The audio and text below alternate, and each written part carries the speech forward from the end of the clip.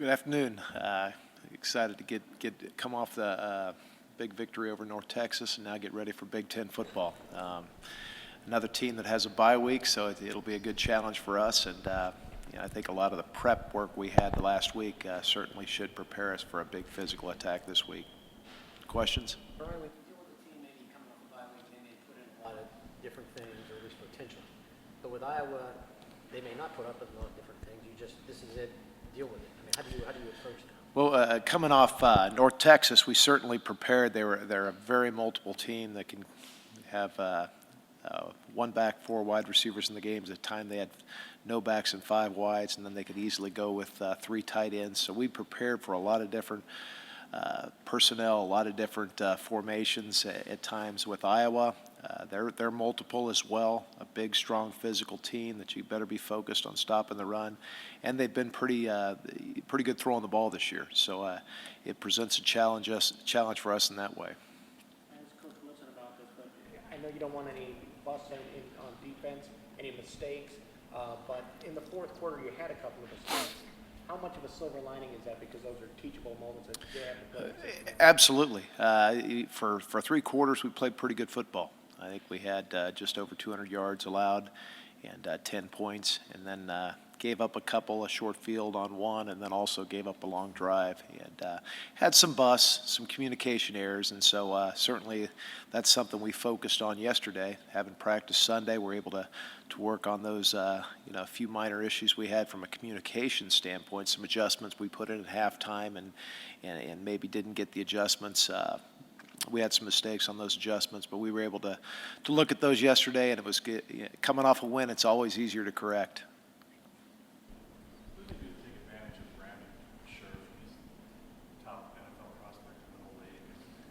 You obviously got to use him to their advantage. Well, he's obviously Iowa, very similar to what they've been in the past. Big physical line up front. You can certainly see where he's at. He does a great job of moving people, and they said he got hurt in the beginning of the year. He certainly didn't look that way in the last game. So I think they have the ability. Their offensive center is a very talented player as well. I mean, he'll probably be as good a center as we faced this year. So having an awareness of where he's at certainly will be up front will be important for us, but also they really don't focus one way or the other as far as trying to go at him in certain situations. I think they're going to do what they do, and to be able to have a guy like that up front certainly helps when they go that way.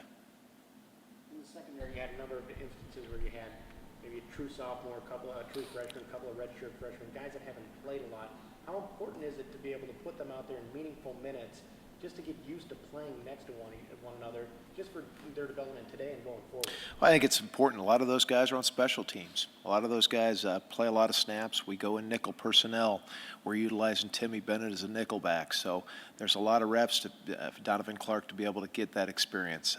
Had some, I think he led the team in tackles. And so for him to get out there as a freshman, Keontae Walton, Tony Fields, two true freshman safeties, were able to get a number of reps as well. And you look at Chase and Antonio, they're really in their first year of football. Antonio didn't play a lot last year before he got hurt, so all these guys being able to get experience before we get into Big Ten play is great for us. Our safeties, Chase was our player of the game, and I think he only played 30 snaps, so we were able to play a lot of safeties.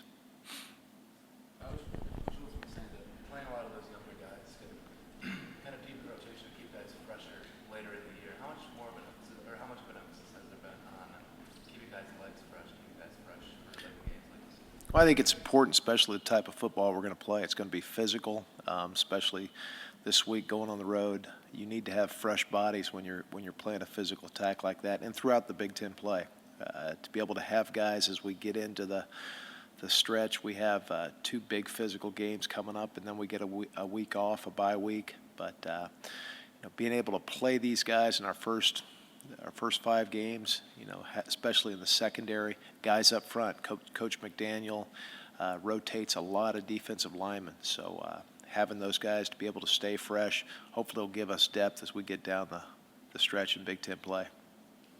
You're almost to that halfway point of the Big Ten season. most with the evolution of the position? Well, I think our players, where we may not have played as well, I mean, some of the earlier games, very similar to Missouri. I just think there was tremendous effort. We didn't go through and see many opportunities where we didn't have tremendous effort from our players. So a lot of times we may not have ran the technique correct, but guys were being relentless in chasing the ball, and guys weren't afraid to miss tackles. They knew that there'd be great pursuit. I think we had half as many missed tackles as we did the week before. So just our guys being able to get themselves in position, being able to chase the ball, and it really was probably, other than Missouri, probably without question our best effort defensively. Forgive me if I'm wrong, did you move out to the box this weekend? Yes, I did. Just from a standpoint of being able, from a vision standpoint, I've been on the field, but being able to get up in the box and see, and plus Coach Joseph with the young safeties was able to come down on the field with them as well. So I think the transition was smooth. Coach Inge certainly had a lot of experience with linebackers, so he helped with some of the hybrids, some of the edge players that I coach, and so it was a pretty smooth transition from a communication standpoint. I believe so. We'll take a look, and I think for now we're going to continue with that, and the communication, the transition. We've got a couple other graduate assistants that are up in the box as well, being able to help spot and vision. So from a communication standpoint, and really I think correction standpoint, I think it helped us. Coach Wilson's mentioned, just the energy, the effort from Chase Future, and it sounds like that's a big reason why he's been on the field so much so far this season. What are some of the things you guys are still trying to coach in him? Well, I think Chase is a very aggressive, and one thing we've tried to teach our guys is we're going to get blocked, and being able to be aggressive and separate from blocks and be able to make plays. And everything Chase does is full speed. And while he made an error against Missouri and tried to undercut a corner route, it was that same corner route that he picked against North Texas. So you see with Chase, you see guys getting better, see him taken to coaching, and still maintaining that aggressive attitude out there.